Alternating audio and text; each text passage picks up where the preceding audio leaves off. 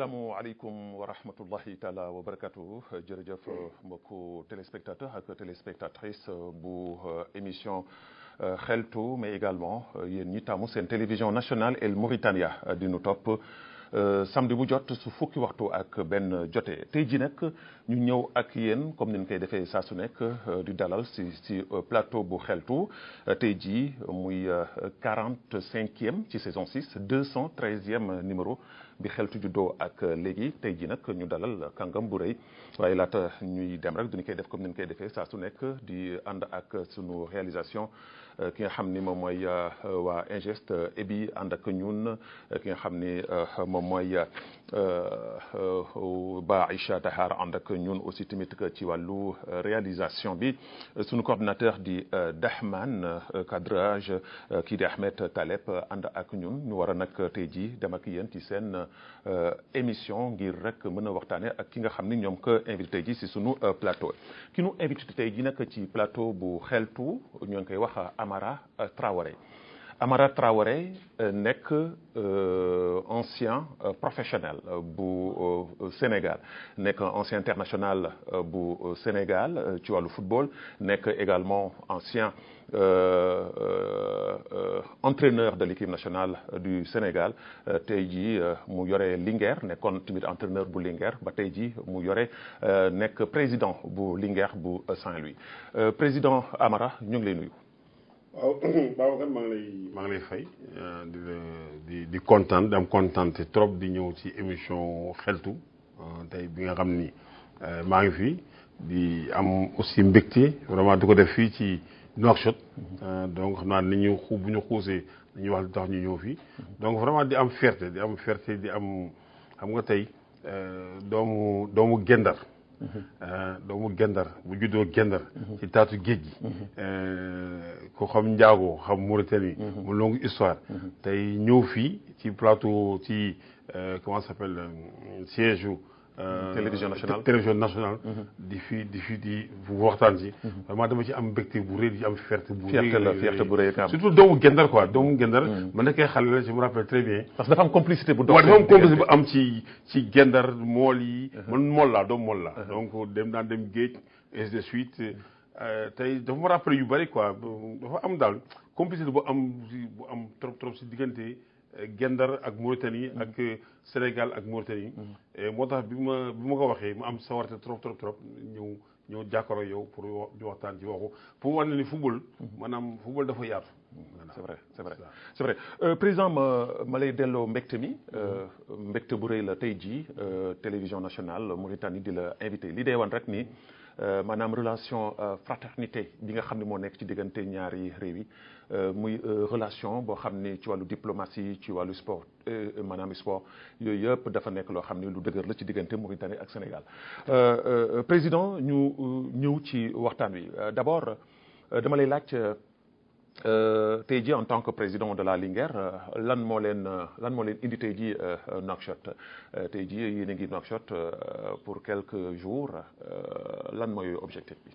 waaw li ñu fi andi tey li ñu andi Nouakchott ci depuis comment ça s'appelle 3 jours dañuy invité benn tournoi boo xam ne moo fi am ci diggante maanaam FC Nouadhibou le président El Hadj Concorde Casa Sport ak ñun waa Linguère.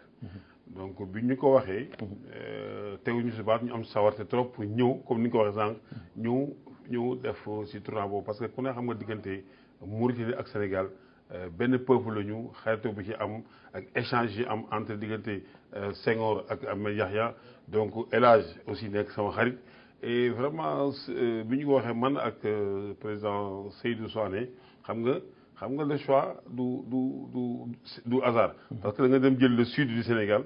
le Casa Sport jël le nord du Sénégal xam nga loolu rek boo ko defee rek ëmb nga Sénégal. donc bi ñu ko waxee ñu boole suñu doole boole suñu énergie am sawar trop pour ñëw fekkee tournoi boo nga xam ni tournoi ce qu'on appelle tournoi mise en jambe la. parce que boo xoolee Casa Sport ñoom ñi ngi coupe du Sénégal jeexagul ñu ngi joué ba léegi boo xoolee maanaam FC Nouadhibou day dem Ligue des champions. boo xoolee Concorde dañuy dem Coupe CAF. ñun c'est vrai que ñu ngi woon suñu saison jeexoon na ñu ngi doon noppalu mais commencé nañu dañu entraîné wu commencé nañu entraîné pour préparer championnat. championnat bi ku ne xam nga Linguère daaw deuxième division nekkoon par accident dañu wàccoon mais daaw bi championnat bi ñu ko arrêté ñoo jëloon paie championnat bi après ñu jël ay décisions yoo xam ne par rapport au Covid moo tax yéeguñu bi ñu ko tàmbale waatee ren ñu jëlaat aussi 2 parce que suñu dernier match dafa am problème licence yi amoon moo tax jëluñu titre bi loolu moo ñu fa andi pour ñu de un pour ñu mën a mesurer suñu bopp ak natt suñu bopp ak équipe yi dem Afrique parce que dafa bokk suñu projet africain natt suñu bopp ak Casa Sport bi nga xam ne mi ngi yëg première division yooyu yëpp xeetu wàccaay la. wàccaay la mais président da nga junj léegi sax ci sa biir ay propos lu am solo muy seen dernier match. ngeen waroon ko football. yaakaar naa Thiès ngeen ko waroon footballé. waaw Mbour exactement.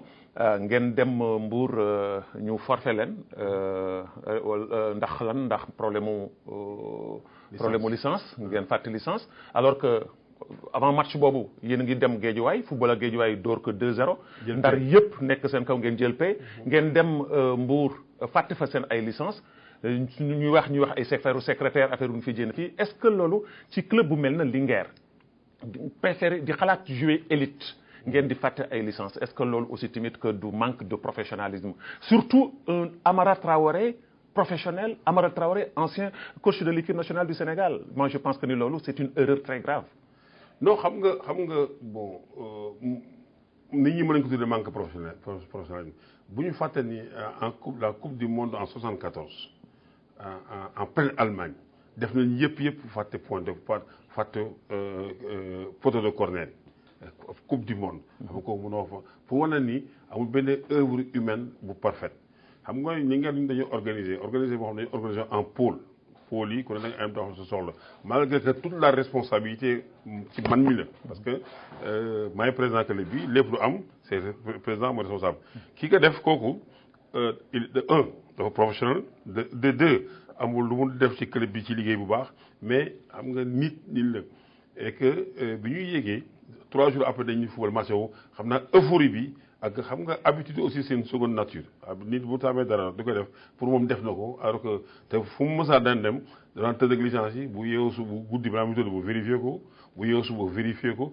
mais bii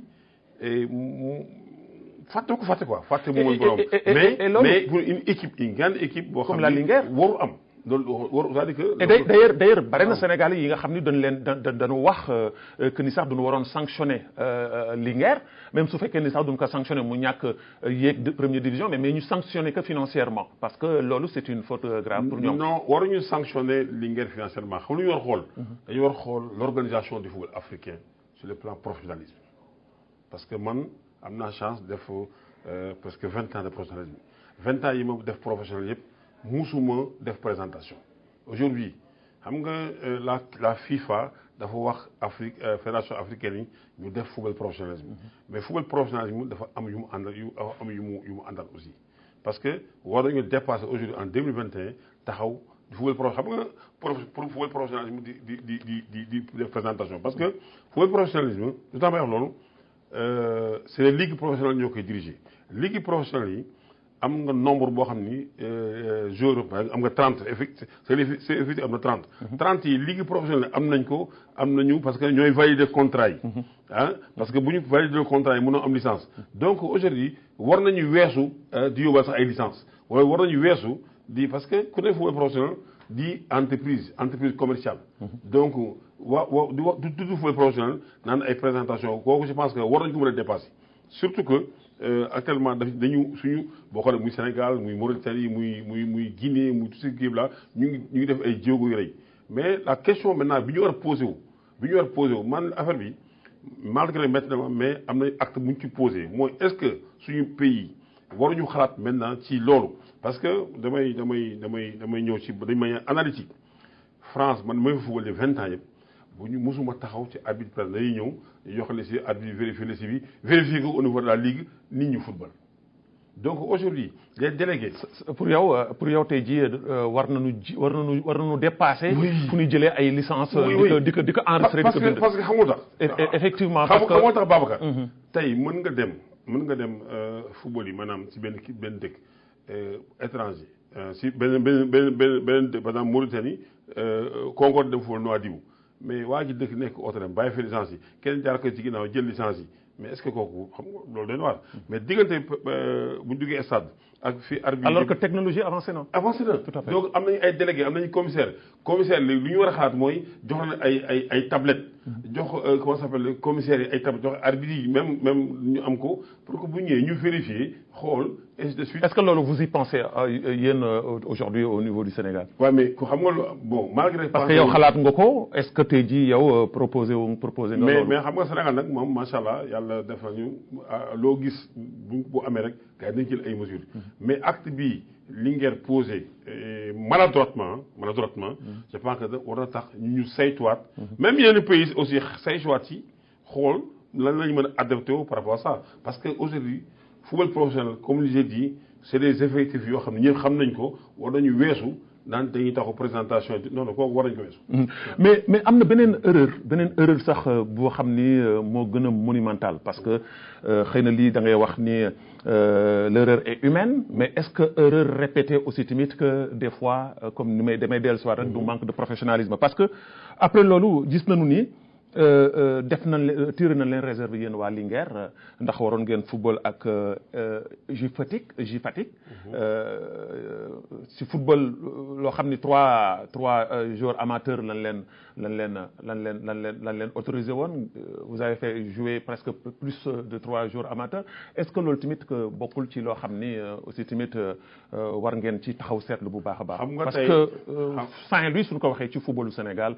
histoire modèle la c'est modèle xam nga tey du ma fa nekk di ŋàññi ligue professionnelle sénégalaise mais dama wax d'une manière générale xam nga souvent suñu fédération yi moo ci am problème dañuy gis ku mel ne Amara Traoré def 20 ans de professionnalisme maîtriser tout ce qui est contrat statut professionnel nga bàyyi ko fa doo ko déglu def li ngay def et souvent dafa am suñu pays yu ñëpp parce que da ngay gis fii je vois yaa Ahmed Dabo que je salue au passage j'ai joué ak moom Gagnon donc boo demee Guinée boo demee dans tous ces pays là mi ngi fa ñun amuñu jour boo xam ni parce que la fédération la ligue professionnelle dafa ni deux jours nga am droit jouer le amateur ñooñu ñu incriminé amul kenn ku ci amateur amul kenn lan moo tax maa ngi si ñëw ñaar yi sax kenn ki professionnel kenn ki aspirant xam nga problème bi fu mu nekk dañu tiré yow bi ñu tee réserve commission de discipline bi jëluñu fond de dossier bi pour xool jour bi ñu wax tey c'est vrai que contrat yi moom su ma la woonoon su ma ko defoon naa la woon ne jour bi ñaari jours yi ñaar ñëpp c'est des joueurs professionnels keneen ci aspirant la mais par contre dañuy am machine bu bees bu ñëw machine bu bees boobu bu ñëwee day am amateur sous contrat man musuma xam amateur sous contrat j'ai jamais vu ça amateur c'est amateur y a pas d'amateur sous contrat donc xam nga moo tax jafe-jafe yi la mooy am léegi comme machine bi xamuñu comme aspirant ak stagiaire machine bi machine bi def licence day fa amateur sous contrat alors que ces joueurs c'est des professionnels mais la faute ne nous incombe pas la faute aussi ñi téye réserve aussi ñëw waa Fatick. et alors après ça. le problème c'est au niveau de la FIFA.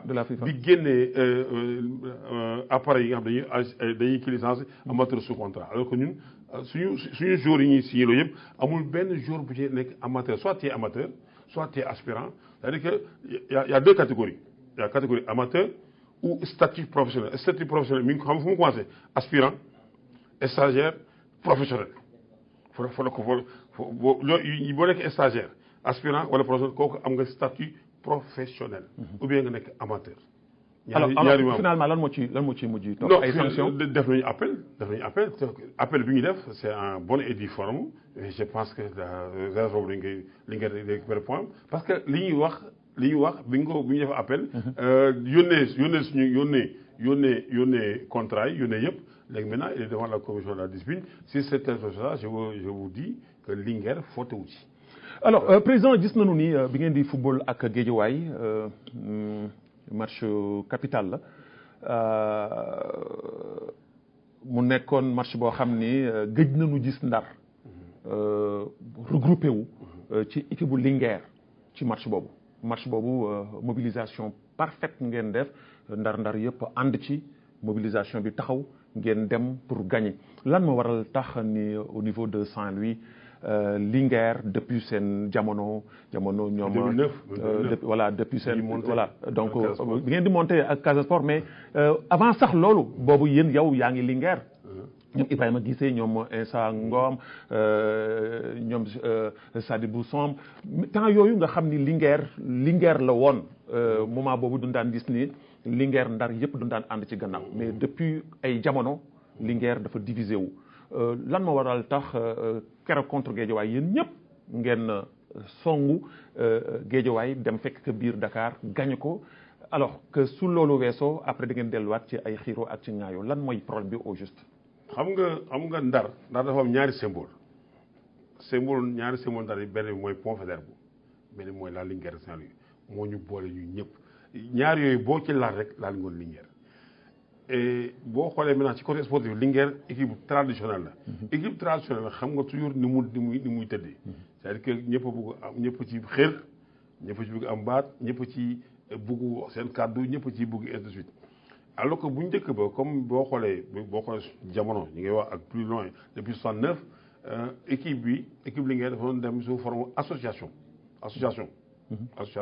léegi association boobu c'était animation amul yenn enjeux yi donc affectif nit ñi doon demee mais ku ne xam nga àddina dafa dox ci yeneen secteurs yëpp de plus en plus dafa am maintenant ay impact économique yoo xam ni il faut nga tenir ci en compte léegi impact économique yooyu bi mu ñëwee léegi équipe bi ñuy def ko société maanaam la Linguère SARL la léegi société bu ñëwee dafa am ne nu muy tëddee donc maanaam dafa am ay organisation dafa am ay logique économique léegi sportive logique économique yooyu mu am maanaam day gën a soreloo ñenn ñi ci yenn décisions yi mais bu dee ay Samba Linguère lañu donc xam nga boo gérer entreprise ak boo gérer association bokkul mënul nekk yenn logique mooy tëdd léegi yooyu mu andi léegi moo andi maanaam petite division yi yenn divergence yi mais ñoom ñëpp xam nga c'est comme parti politique rek même lu politique day am ay maanaam clan ay pas clan day am kii comment ça s'appelle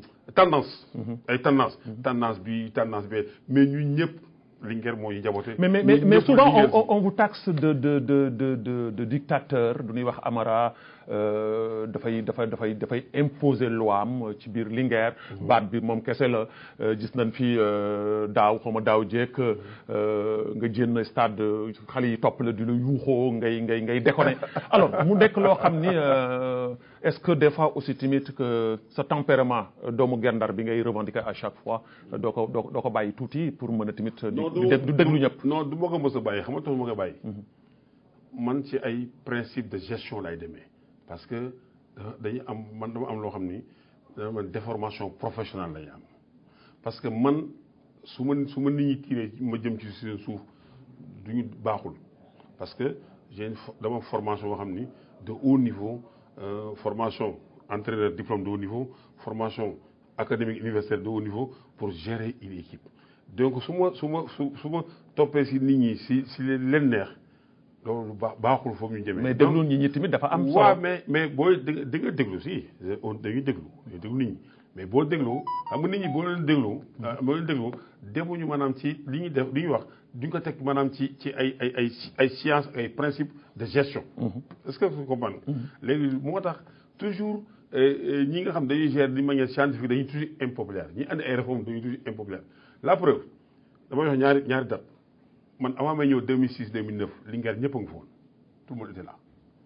mais pourquoi bu ñëwee 2006 ba 2009 ak méthode bi mu andi ñu jël champion du Sénégal benn date ma dem 2009 2010 ma dem Linguère. ma jóg parce que man ñaari équipe la am ci seen àdduna ñaari équipe Linguère Saint-Louis ak équipe nationale du Sénégal. malgré football naa fu ne ci professionnel mais boobu dama doon def sama liggéey mais ñaari équipe yi.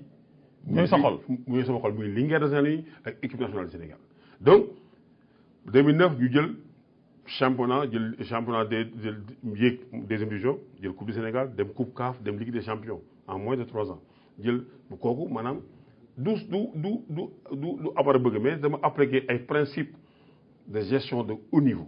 ma dem 2009 ma dem équipe nationale Sénégal ma fa jóg ma dem ba 2015 équipe du Sokhe ma ñëwee nekkaat président nii gis nga logique bu mu jëlaat léegi boo ñëwee première année bi dafa difficile parce que am na yoo xam ni il fallait nga changer ko man bi ma ñëwee 2015 daal équipe day wàcc sama première année dama la équipe day wàcc parce que boo ngeen xam-xam yi jañu si ko la fa nekkoon dama day wàcc. bi ñu wàccee daaw ñu jël ay xale leen tàggataat boobu tey moo andi lii démb bi ñëwee maanaam mën na sax gars yi dañu xeeb bi ñu yee suñu xale yi dañu xeeb mais bi bal bi dawee gis nañu équipe bi équipe bu mag la maintenant pour wax la organisation Linguère man maay président bi yaa Masseck Wade mooy secrétaire général exécutif moom mooy def le quotidien du club divisé en pôle yooyu ku ne da nga am sa autonomie donc mu ñëwee ci moom chaque mardi ñu dem ñu réunion te réunion boobu man du ma fa ne. mais foofu tamit am na lu ñuy wax aussi tamit que ni Abdoul Majib tey jii mooy entraîneur bi. mais Amara Traoré pratiquement mooy imposé moom mooy taxaw di wax yow président nga da nga war a bàyyi l'entraîneur faire son choix même su fekkee ni yaa ko ëpp xam-xam ci football parce que kenn werante wu ko parce que fi nga jaaru fa. mais loolu tamit que dafay nekk loo xam ne aussi tamit que. ndar yi dañ koy ŋàññi. non du ñu tudd imposé par exemple man Amara Traoré mu ñëwoon Mauritanie tey ma ñëw fi tey en séjour ban équipe moo dul nangu sawar ma waxtaan ma wax sa équipe wax ma ban. amul d'accord naa ko. d'accord nga ko amul. waaye léegi nag man ma nekk président Linguère sama président équipe. léegi am ce qu'on appelle la compétence métier. du ma waxtaan ak Majib su ma gisee luy yàqu du ma yoo ne mi ngi yàqu. mën nga waxtaan ak moom. mais ak aussi tamit limite. parce que tamit nit ki mënoo ko dénk aussi tamit moom tamit mu am xam-xamam war ko jénne war ko joxe war am ay choix ba pare yow tamit nga bëgg ko imposer ci yenn. xam nga amul yow tey nit ñi nga fi toogal pour wax mais amul kenn ku la wax ni Linguère noonu la ñuy demee même ba ma nekkee président Linguère ba ma nekkee entraîneur Linguère 2009 bu ñu naan lépp lu ñu naan def dañu naan toog ñëpp daan toog ñu waxtaan ñu expliquer argumenter loolu génn waaw loolu génn ñëpp loolu la ñu daan def donc bu nee imposé xam nga ñun Afrique dañu bëgg ay yenn mooy imposé dictature yooyu mais tant que nekkoo ci biir xamoo ndax tey ak fi ma toll ci football sañ naa ni man Majib defal li mu def ko parce que quand même Majib ça fait 10 ans sama el la nekk parce que nag sa maanaam sa xaleel boo ko yoree di ko formé. boo ko xoolee sax xam na li mu wax. sa taalibe soo ko yoree soo ko xoolee waaw xam na li mu wax donc am na ñoo xam ne ay maanaam ay commentaire la mais dafa bokk ci football nangul naa leen ko. parce que tey xam nga nit boo yoree c'est comme tey ma amoon tey ma nekk informaticien ubbi boutique informatique jël ay xale ñu fay liggéey. man mën naa li ñuy def. mais su ma gisee lu yàqu damay bàyyi kii entreprise bi yàqu. doo ko bàyyi. donc après maintenant ay entraîneur bu ñu nekkee dañuy échange aujourd'hui la Linguère Majib mooy entraîneur bi Samba Keita mooy directeur technique bi il a ses adjoints gis nga bi ma nekkee entraîneur équipe nationale même kooku c'est une logique pour du sax équipe nationale mais entraîneur boo ko ci àdduna il doit être dafa nekk mook président en comment ça s'appelle en complicité. amul composition équipe bu mu war a def te war ko président parce que kër gi bu lakkee président mooy njëkk lakk. mais si kaw président bi xam football. waaw mais comme yow d'accord naa ci. waaw mais président entraîneur bi aussi dafa am obligation. former président bi ci loolu. parce que bu ko former parce que dans les contrats yi entraîneur am dañu am obligation pour former maanaam pour expliquer former seen comité ak dirigeant pour former leen ci football xam nga tax loolu xam nga tax FIFA wax loolu. parce que pour permettre entraîneur bi pour président bi muy apprécier.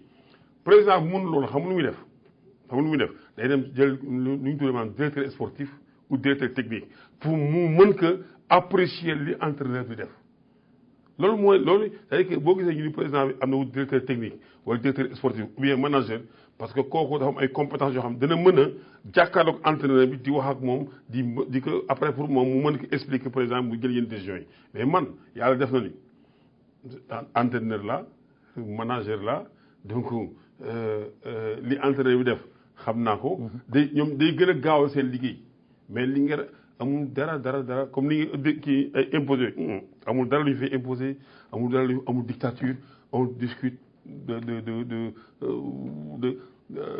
parce que man mi ngi wax chaque suba amul su ma nekk Ndar amul suba bu nekk entraînement des fois sax damay entraîné ñoom bis bu damay entraîné ñoom donc décisions yi ñoo koy jëlandoo. très bien président am na beneen mbir boo xam ne tamit que su ma la invité ci plateau bi te laaluma ci wala waxuma ci dana am ñoo xam ni ci ñiy seetaan ñi daan ma poser la question pourquoi touché wu ma loolu muy ce qui s'est passé à la Linguère ci présidence bi parce que am na ay jamono tàngoon na trop ci wàllu xëccoo li nga xam ne mooy présidence bi Baba Aïdara am na ay jamono yoo xam ne dafa taxawoon ni moom dafay ñëw buux la pour nga dem est-ce que mën nga nu dellu si ci loolu lan moo xewoon au juste ba gaañ yi bëgg la buux. yow yaa ma yëgal loolu mais loolu ñun mosuñu ko gis de. waaw mosu leen kay. non mosuñu ko gis xam nga dafa am ce qu'on appelle l'associativité. l'association. xam nga association état yi ñoo koy association mi ngi judd le 1er juillet 1901. ku ne xam nga booy wut association da ngay benn nit mënoo am association da ngay nekk ñaar ba ñett ngeen def seen assemblée générale dem déposer ko préfecture jox leen récépissé enquête après maintenant accordé ko. léegi bu ko accordé loolu mooy am association la léegi association bu ko neexee mu dem affilié fédération basket. fédération football. fédération mais ku ne xam nga association am nu muy tëddee. moi dañ may élire pendant 4 ans 4 ans yooyu ren saison ren bi lay jeex mais donc loolu mënul ne li nga wax nii mënul ne moo tax ba yëguñu ko ñun boobu léegi ñu ngi def suñu association. yëgu leen benn yoon que ni Baba Aïdara amoon na intention wu ñëw taxaw. non sa kanam non. xam nga wax naa expliqué naa la ko. non d'accord naa loolu. xam d'accord naa ni xam nga instance mais xam nga même su fekkee ni ñëwul pour tey ji taxaw parce que mënul ñëw fekk la ñu fal la 4 ans mu ñëw bëgg xuus pour la jénnee ci 4 ans yi matul mais mën na wane boppam coow li am mu taxaw carrément ni kii dama ko bëgg a buux.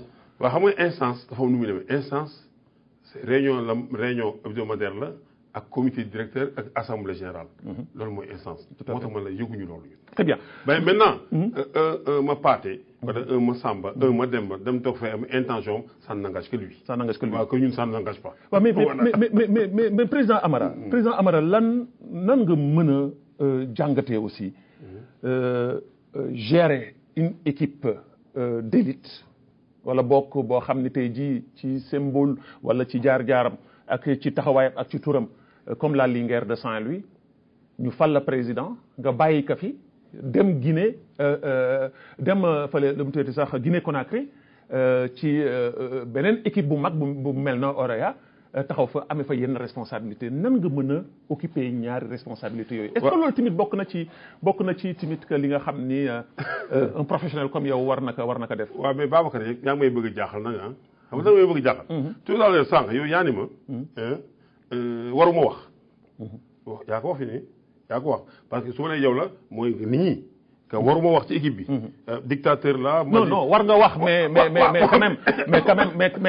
quand même nga boole ci nit ñi nga dégg ak nit ñi. waaw non dafa am fu ma jëm foofu. voilà c'est ça waruma wax. waruma dem liggéey léegi lu ma war def man lan laa war def man lan laa war def. mais waroo liggéey. waaw mais da nga yore club. mais club mënoo yore club président. mais war a gérer lépp lu ciy dox bàyyi ka fi dem Guinée. waaw mais club liggéey la. club du liggéey. léegi dama lu may liggéey. waaw mais lan mooy sama liggéey ma. mais bon kooku moom mënu ma ci xuus parce que xëy na am nga ay affaires yooyu lijjanti. waaw loolu moo tax mais fi nga jógee Linguère dem Orea bu Guinée. mais ñaari club la Kaloum du moins ñaari équipe la. léegi loolu laa lay expliqué. moo tax ma ni dañu war a xool maanaam. bu gisee moo wax la loolu. dañu war a xool suñu texte ak li nga xam ne moo ëmb football Sénégal ak football Afrique parce que le président de club dafa il est bénévole président association c'est bénévole. xam nga dama ne association moo tax mën nga nekk président nit mën na nekk président 50 association mën nga nekk président. ba léegi waxuma club de parce que club association la. bu la ko fàtti. moi je suis président de l'association de la Linguère de Saint-Louis boobu tey bu ko neexee mu def basket bu ko neexee mu def football bu ko neexee mu def tennis bu ko neexee mu def loolu mooy association. moo nag aussi mënoon naa nekk beneen président association mais li mu mënul nekk mooy benn président moo xam ni jiite ñaari association ñaari club yoo xam ne dañuy affilié à la fédération sénégalaise parce que fédération yi moomuñu association les associations appartiennent aux États loolu mënul ne donc association boobu moo fa ma nekk président booba man maay président bi te c'est bénévole. ñi fa nekk ñëpp c'est bénévole man sama fonction c'est entraîneur professionnel. léegi comme que texte yi suñu texte yi terewuma loolu mais su ma neexee. nga dem wuti koppar bien sûr te bu ñëwaatoon tey dama koy defaat. mais xam nga lan moo ma ko mën teree defaat tey. parce que je suis membre du comité exécutif de la fédération sénégalaise de football. Là maintenant c'est sur le plan national léegi ñaari pays ñooy dañuy par exemple Sénégal ak Mauritanie dañuy jokkante loolu texte yi du ma ko may. lan moo tax doxul fële ci Guinée ba nga demee. non Guinée dama fa signé woon c'était manager consultant c'était pas l'entraîneur. d'accord manager consultant. manager consultant laa fa signé woon. pour andi wutale entraîneur wutale cher. qu'est-ce qui n'allait pas. mais comment si ça allait kay. parce que bi ñu ñëwee entraîneur moom fa àndoon mi ngi commencé woon liggéey bu baax Sénégal soxla muy Jaraaf soxla président Cheikh Seck woo ma moo waxante ak président ba ñoom nangu bàyyi Cheikh mu dellu Jaraaf gis ngeen ko liggéey bi muy def donc muy doon dox donc ça va. très bien président ñu ñëw ci say ambition parce que am nay jamono nga amoon ambition aussi tamit que ci ligue bi. am nay jamono coow li jóg Amara dafa bëgg ligue bu Saint-Louis. lan moo tax nga dellu gannaaw c'est parce que da nga xalaat ni docteur Dia poids lourd la soo demee da lay battre loolu moo tax nga renoncer sa ambition boobu. xam nga ligue Saint-Louis bu ne président ligue la parce que ren dafa am Sénégal dafa am lu ñu maanaam lu ñu tuddee consensus. dañu demee consensus. et Linguère institution bu day ne Linguère.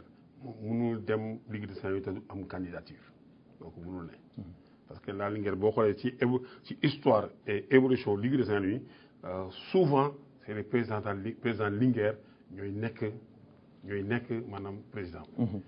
et ba nekkee président Linguère aussi c'est logique sama institution Amara institution incarnant l'institution la structure de la Linguère ni candidat pour la Ligue mais dañuy consensus.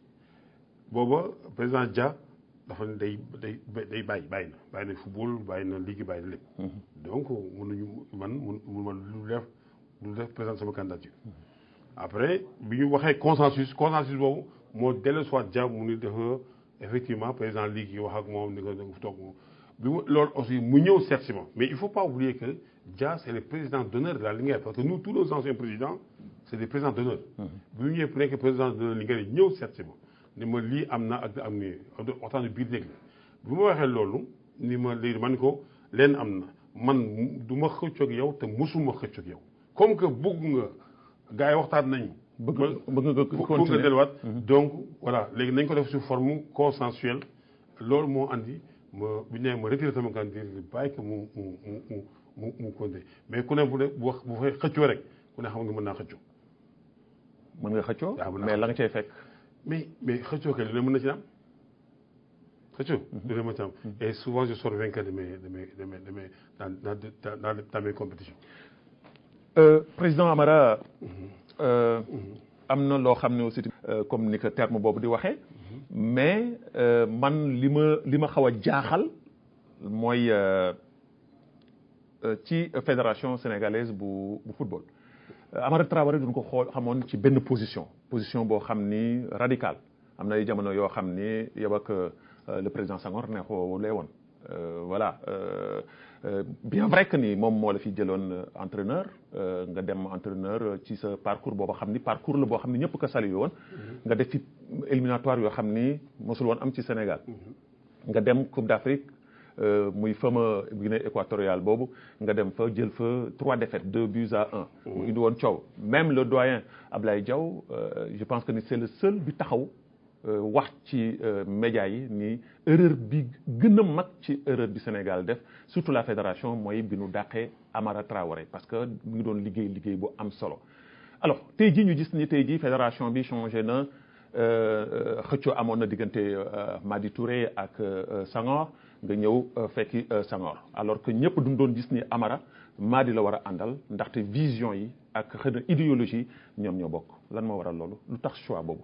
xam nga affaire yi bu ñu ko def personne parce que man Augustin Senghor man ak monsieur Augustin Senghor mosuñu am problème personnel problème structure la woon xam nga dama fekkee maanaam Sénégal entraîneur yu fa jaar yu bëri bu daan am problème rupture de contrat dañuy toog ñu waxtaan ndax fédération sénégalaise de football ak état du Sénégal mais booba c'est-à-dire que man tam j'aime bien di poser di teg ay actes donc bi ñu demee CAN maanaam am fa 3 défaites ak parcours bi bi il me restait 3 ans de contrat donc man li ma bëggoon mooy ñu toog ñu waxtaan boobu amul la fédération amul te bi ñu waxatoon pour mu wane sama bopp moo tax ma dem justice mais bay dem justice xalaatu ma woon que maanaam xam nga mënoo am ni Linguère mooy sama équipe nationale mooy sama équipe di teg loo xam ne gàllankoor boo xam ne day tegu ci li nga bëgg si bu ma amee benn regret ci àdduna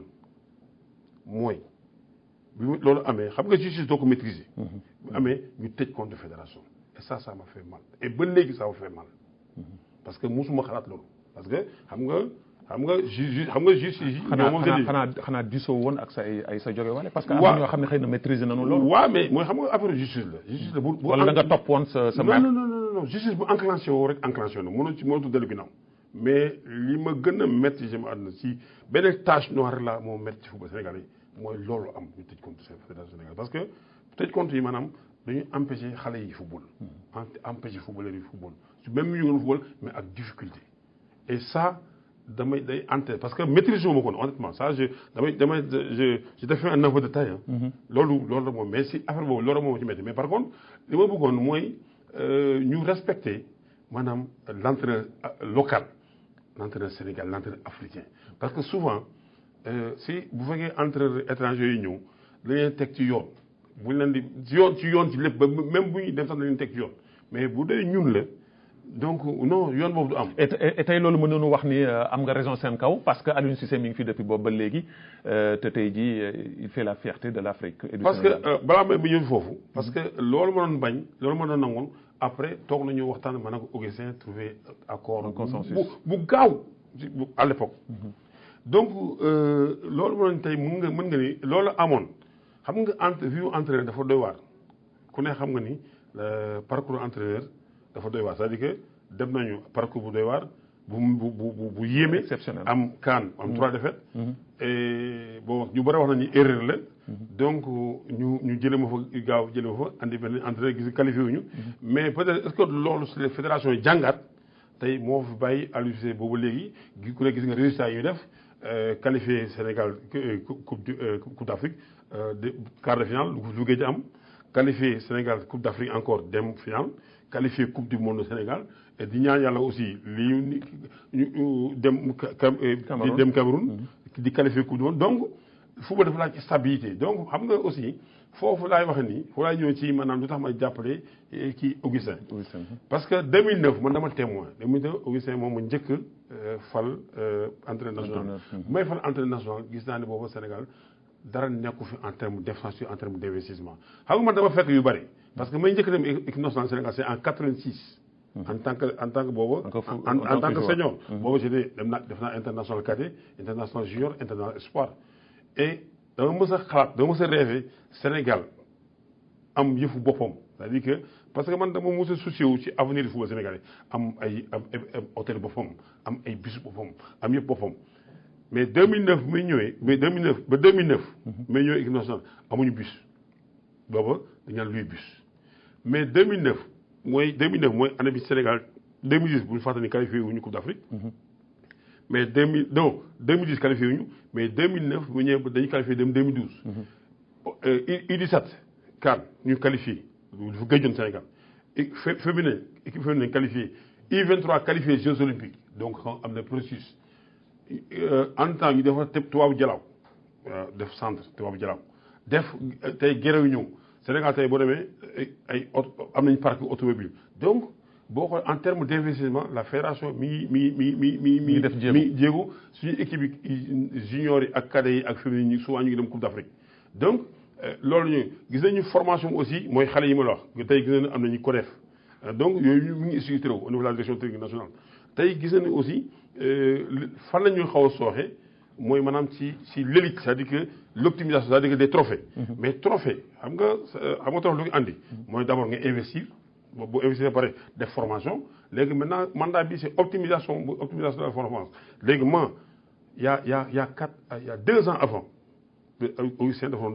du présenté wu 2 mois avant 2 ans avant laa toog pendant 1 mois réfléchir ci le devenir du football sénégalais dem seeti président Augustin Senghor ma koy seeti sans dara ni ko président vous avez pas le droit d'arrêter parce que le football sénégalais mi ngi ci dans des équilibres très fragiles tey boo bàyyee maanaam liggéey bi woon def àgg. mais yaakaaroon ni tey jii su fi Mody Touré ñëwoon du continuité. non ak seen appui yéen. non personne n'est indispensable ah. oui les cimetières yi boo demee cimetière yi y a des gens ñu yaakaar nañu ñii dañu yaakaar nañu indispensable. parce que candidature ci wàllu fédération bu nu contesté nii au Sénégal ci Augustin Senghor masul am.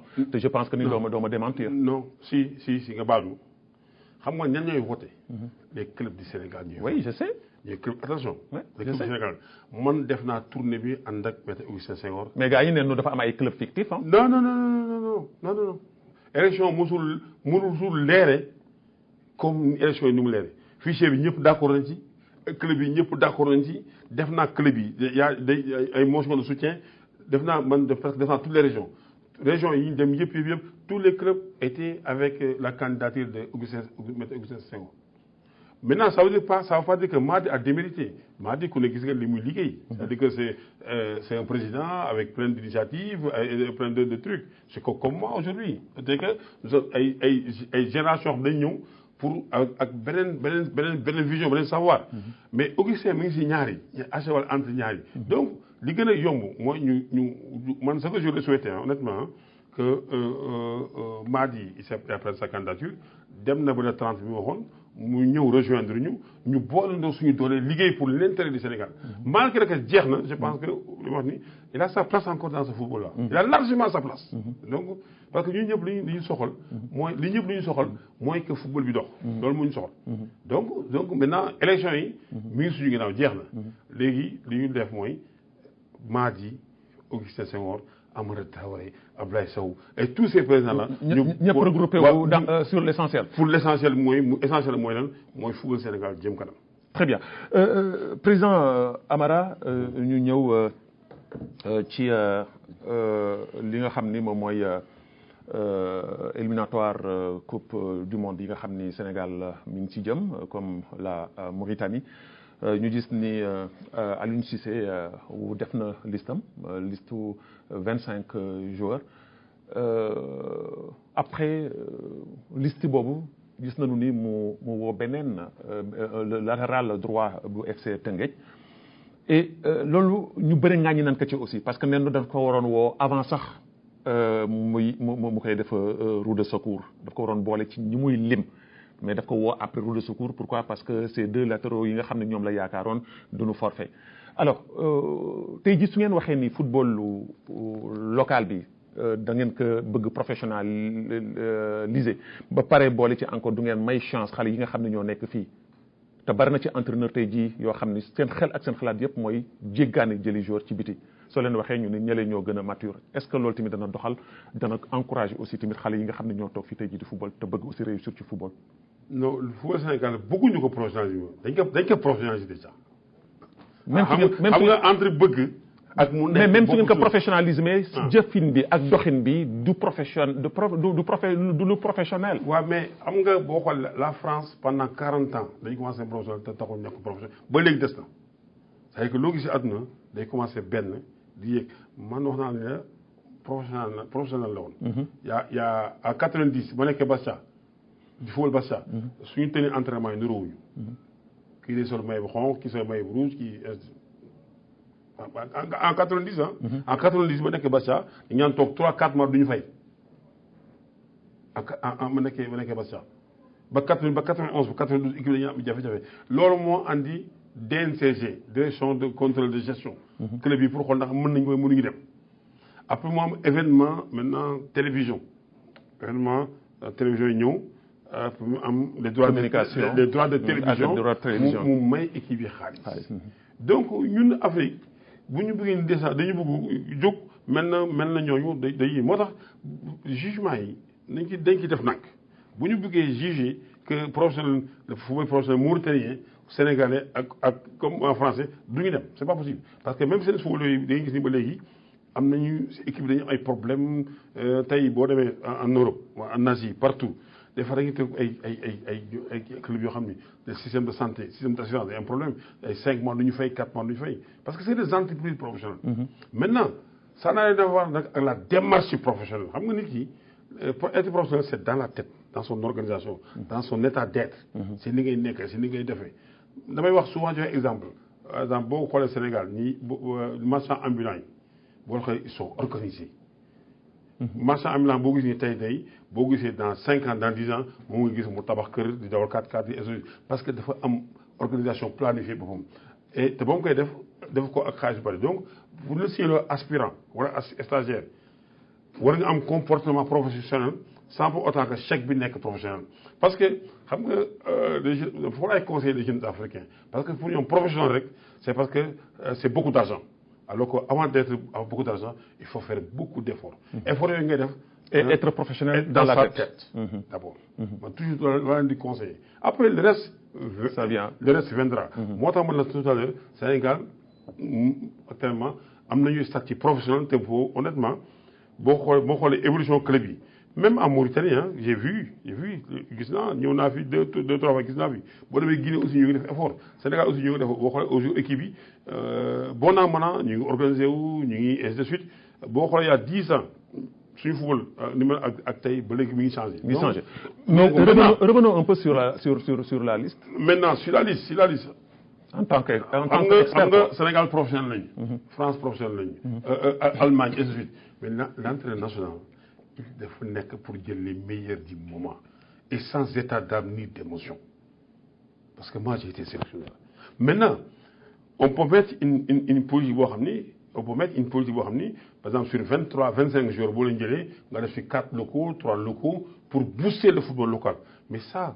mais d'accord naa président nga jël meilleurs yi d'accord naa nga jël ñi nga xam ni ils sont meilleurs. mais su fekkee ni xam nga parce que l'autre match maanaam match bi Sénégal yi passé gis nañu ni Moustapha Nam la ñëw jël ko pour mu sauver maanaam mu dépanner sur le côté droit alors que il y a des latéraux capables même dans le championnat du Sénégal yoo xam ne su professionnel le blessé mën na leen remplacer.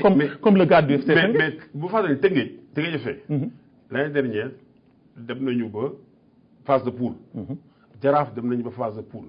La grande équipe d'Égypte. avec Chiata xam nga ñan la woon. c'était Zamalek c'était benn équipe National Caire. c'était ñooñu la.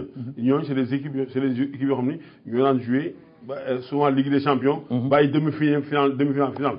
équipe bu jouer demi-finale finale ba phase de poule c'est une équipe boo xam ne boo ko yóbbee championnat européen muy 2e division wala 1re division mën na nekk dans les 10e dans les 11e donc c'est joueurs aussi de suñu Sénégal si joueurs lay jël Mauritanie Guinée si yooyu joueurs lay jël. donc joueurs tey ba doon xoolee jël nañu am niveau moo tax tey bi nga xamee ni def na choix ba pare parce que c'est une affaire de choix attention def na choix ba pare gis ni am na latéraux yi manqué na de suite teg nga ci FC dem joueur boobu joué na à un certain niveau.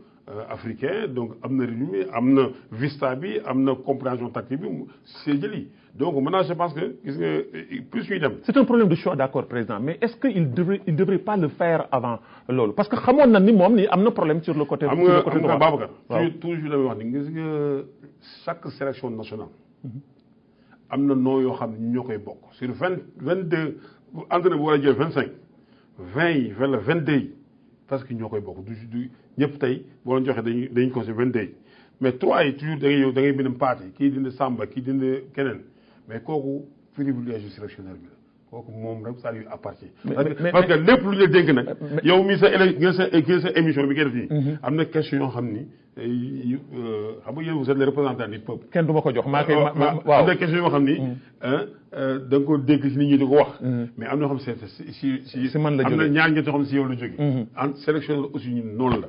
c'est-à-dire que am nañu liste yoo xam ni ñoo koy am na ñoo xam ñoo koy bokk xam nga tey Sénégal sa yofo def équipe nationale doo convoqué Sadio Mané doo convoqué Gana Gueye doo convoqué Koulibaly doo convoqué Mendy doo convoqué Baldé doo convoqué comment ça s'appelle Pape Moussa Sarr Krépin Diatta xam nga ñun ñoo bokk mais dana am entraîneur dana am par rapport ak xam nga booy togg ceebu jën xam nga ñun entraîneur bu ñuy formation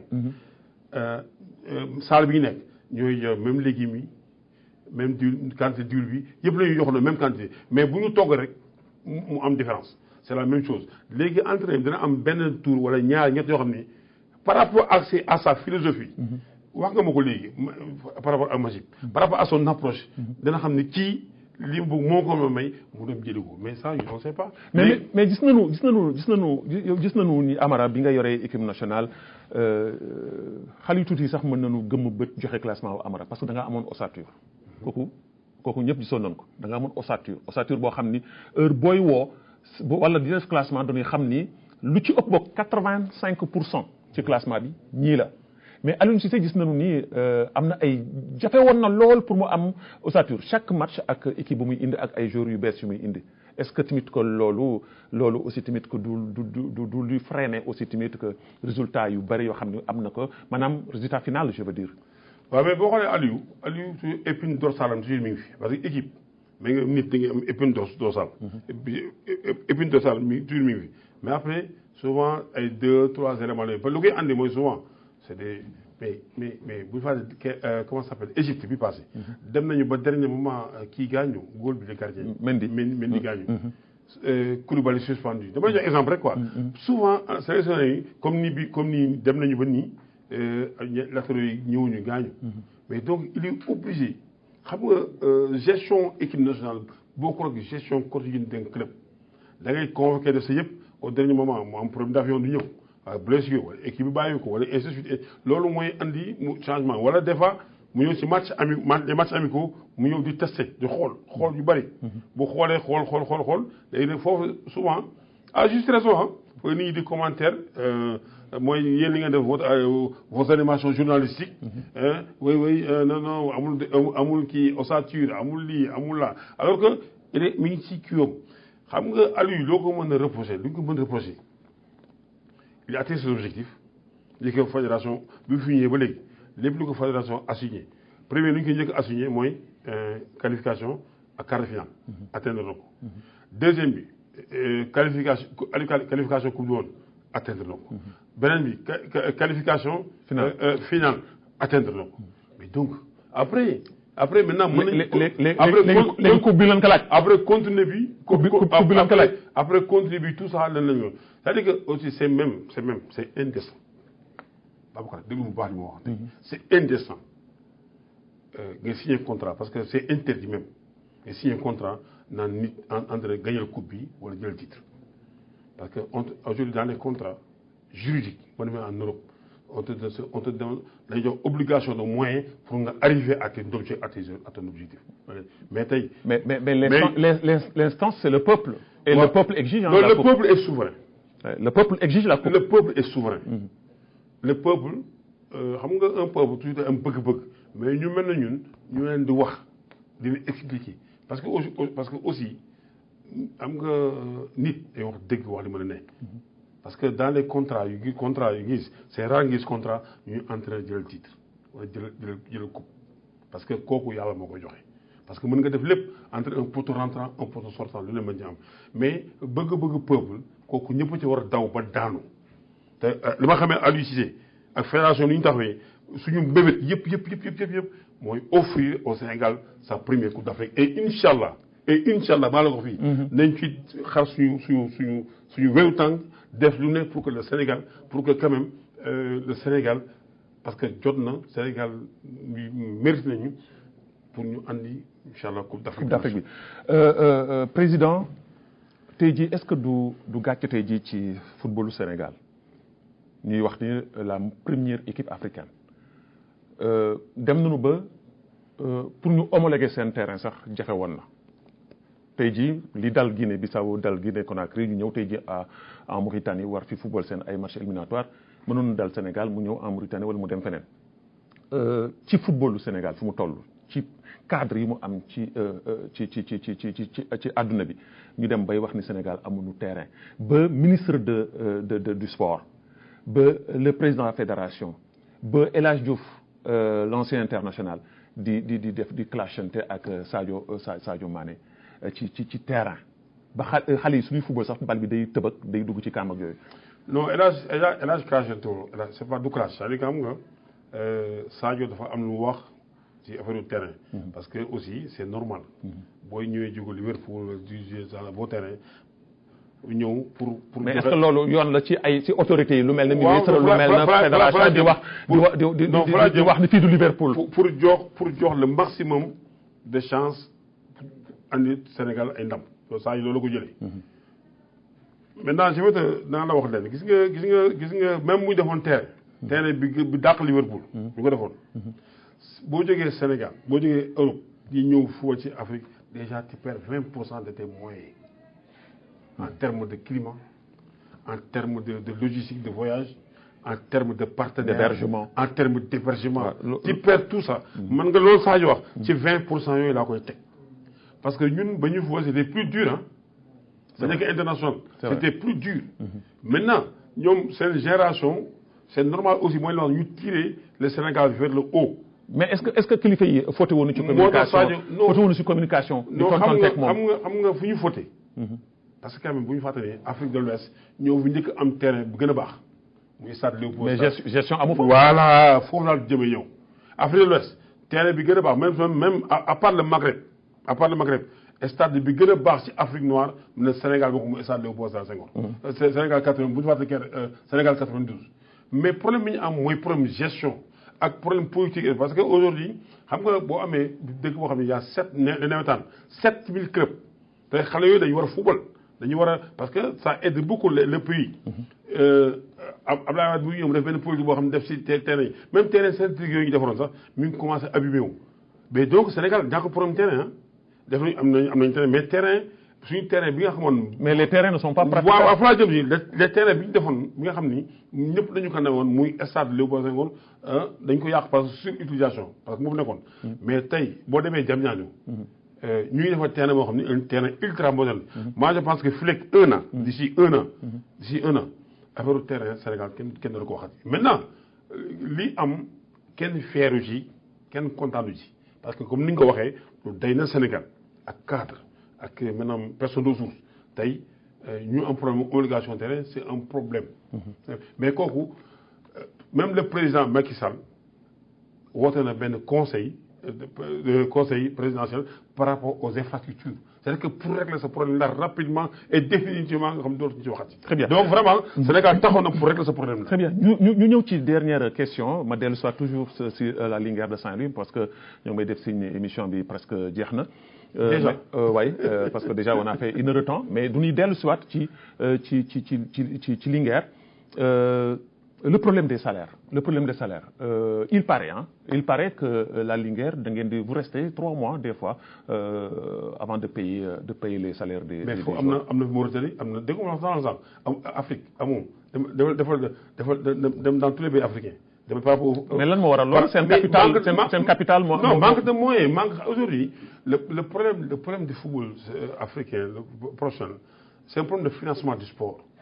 amul benn équipe ici en Afrique boo demee dans le Maghreb boo demee aujourd'hui en Afrique centrale boo demee Mauritanie fii boo demee Djamena boo demee Sénégal boo demee Guinée c'est dans tous les pays c'est la même chose parce que nag man ci football bi laa bokk xam naa tous les profondeurs xam naa tout ce qui se passe li may wax nii c'est pas seulement propre à la Linguère c'est dans tous les clubs du Sénégal dans tous les clubs du Sénégal sauf maintenant les clubs yi nga xam ni ñoom étranger danañ jox chaque année xaalis su bare parce que c'est des partenaires mais sinon c'est pas possible.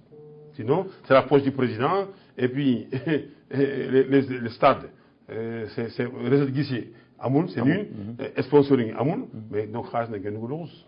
Président, un mot pour balaa ñuy teqale ko un mot ci le football mauritanien en tant qu'expert nan nga ko jàngatee. non vraiment c'est un football vraiment émergent parce que quand même boo xoolee aujourd'hui en termes d'organisation du football mauritanien vraiment y a man saa yu ma ñëwee fii je suis émerveillé très objectivement parce que quand même ñun on parle sans état d'âme sans émotion. parce que am nga entraîneur c'est un homme de constat et boo ñëwee Mauritanie quand même tu vois que quand même c'est en termes d'infrastructure en termes de formation en termes de compétition. En termes de compétition, Nouadhibou, ils étaient. Parce que moi, il y en a vu c'est Orea. C'est Nouadhibou. Je les avais éliminés en 2014. Nous avons fait gagner 3-1. Aujourd'hui, SC Nouadhibou, ils sont en Ligue des Champions et en phase de poule. Concorde, ils ont été passé. Tavrezini, il y a Daou éliminé. Donc, en termes de compétition internationale, club, comment ça s'appelle, nation, qualifié une chambre, 2 fois. Qualifié 2 fois Coupe d'Afrique. Qualifié une Coupe d'Afrique. Donc, aujourd'hui, Demba, le président Amaya, candidat à la CAF, en termes d'infrastructure, les am. Donc, vraiment, je pense que, et je pense de plus en plus, l'État mauritanien prend conscience de l'impact du sport sur la population et sur l'économie. Parce qu'il faut que l'État aussi, nous savons que le sport dépasse l'animation. Le sport maintenant, c'est de l'économie. Business là. C'est le business. Il faut que nos États fassent des enquêtes, parce que je parle du Sénégal, l'ANSD, des enquêtes, voir tous les impacts. Il faut pour mener investir. Il faut que suñu état yi gën a dolli ci investissement boobu. léegi nag boo xool par rapport au football mauritanien et vraiment c'est moi je pense que sous peu de temps maa ngi ko wax sous peu de temps nañu gis Mauritanie demi-finale Coupe d'Afrique wala vainqueur de la Coupe d'Afrique. Président c'est ce que je le souhaite. Président voilà très bien merci. rumeur yi daw nag ni Amara mi ngi waxtaan ak waaye ASC Concorde c'est vrai ou c'est faux? Non yéen a ma ko yëgal non. Voilà. Tu sais Amara. Amara il est national, il est international. Moi je suis un panafricain. Et que il faut que pourquoi aujourd'hui boo xoolee des fois dañuy jóge fii ñun Afrique dem di wuti ay maanaam ay dem France pour que ñu ñëw def am échange entre direction technique yi échange de formation échange d'expertise. Donc man foofu laa toogee aujourd'hui man je suis un consultant et que képp koo xam ni mën naa dimbali Afrique sans pour autant que mu lor sama réew je le ferai, je serai ouvert. Très bien. Pour conseil. Très bien. Président, émission bi jeex na tàkk ma bàyyi la ci 30 secondes nga tàggoonteeg mbokku téléspectateurs yi. waaw di wax ni vraiment merci d'abord à Concorde, c'est Concorde hein. Merci c'est Nouadhibou, merci vraiment de nous permettre ñu ñëw def tournoi bi vraiment gis nañ ci lañ ci taxaw ñu ci def yëpp di vraiment di leen remercier bu amul app. De remercier aussi le peuple mauritanien parce que bi ñu ñëwee ba léegi depuis le Rosso Mauritanie ba ni ñu dugg si vraiment yombal nañu yëpp donc démb stade bi aussi vraiment gis nañu aussi accueil bi été chargé leen ñaax rek ñu continuer si li ñu nekk nii bañ ci jóg parce que gis nga pour fay tëjee sama waxtaan gis nga pour manger pour lekk fruit formation football da ngay am patience. Parce que des fois, patience pour moi, il manque, soit du temps entraîné, souvent du changer, paradigme de formation, et ainsi de suite. Donc, je pense qu'aujourd'hui, nous avons aussi fraternité entre Sénégal et Mauritanie, parce que on parle de l'Union européenne, on parle des États-Unis d'Afrique. Mais pourquoi aussi, nous avons benno, madame, beaucoup de football dans l'Afrique de l'Ouest, des échanges entre directions techniques, entre techniciens, entre ainsi de suite. Et cela, moi, je pense que est bien possible. Merci, Président Amara Traoré. Tey jii moom laa invité woon Amara Traoré, président de la Linguère de Saint-Louis, ancien international sénégalais, ancien entraîneur de l'équipe nationale du Sénégal, di consultant expert international tey jii nekk fii ci Mauritanie ma amoon mbégte amoon contenté dalal ko ci 213e numéro xeltu ci 45e saison 6 di leen gërëm yéen tamit yéen ñi nga xam ne yéen a àndoon ak ñun waa régie ñoom ñëpp ñu leen di gërëm di leen sant di leen jox daje incha allah beneen samedi ci beneen kàngam ci biir réew Mauritanie asalaamaaleykum wa rahmatullahi taala wa barakaatu.